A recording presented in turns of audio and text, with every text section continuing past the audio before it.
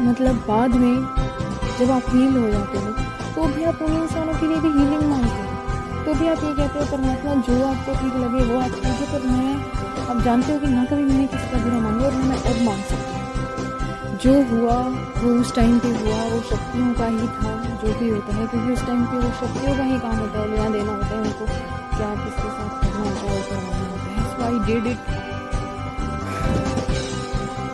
Neutrally, but बाद में मुझे फील हुआ कि वो एनर्जीज मेरी तो थी ही नहीं, क्योंकि मैं तो अपनी एनर्जीज में हमेशा से ही पॉजिटिव रहती हूँ। मुझे तो परमात्मा ने हमेशा सिखाया ही यही है कि अन्याय ना सहन करो, ना दूसरों पे अन्याय करो, क्योंकि अगर आप अन्याय सहन करोगे तो नेचुरली आप दूसरों पे अन्याय करोगे, क्योंकि आप वही एनर्जी को प्राप्त कर रहे हो। जब कोई इंसान दुखी है तो वो दूसरे को बाद में दुखी देगा। अगर आप खुशी से उन लोगों का दुख एक्सेप्ट कर रहे हो जो आपको लगता है कि आपके खास हैं, तो ऑब्वियसली नेचुरली जो आपको अपना खास मानेगा और आप उसे अपना कोई खास नहीं मानोगे, तो आप वो दुख उसको दोगे।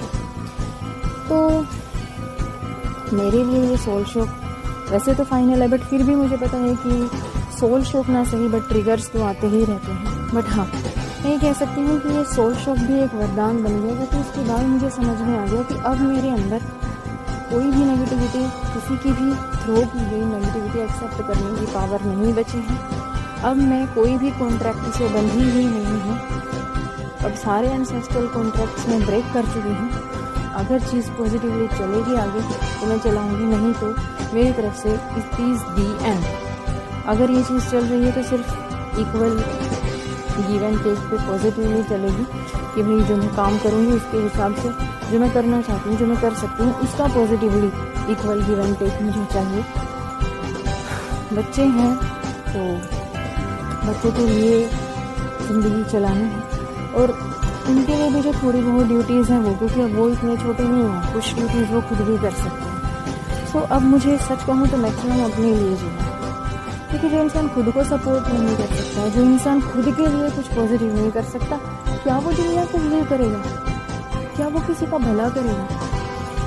सो इस सोल शॉक के बाद कम से कम पिछला 1-1.5 महीना ऐसा गया है जिसमें मेरे सारे एडिक्शंस जो थे वो भर भर के निकल रहे थे मेरे अंदर से। जैसे पहला एडिक्शन, जैसे मैं पहले मतलब बचपन से ही एक सीरियल हो गया, उसमें क्या होगा ये आगे जानने के चक्कर में लगातार 3-4-5 दिन सारे एपिसोड उसके देख डाले कि भाई बस ये क्यूरोसिटी ख़त्म। क्योंकि पहले तो टीवी आता था तो वो क्यूरोसिटी रोज़ ही बनी रहती थी, आज एक एपिसोड, लेकिन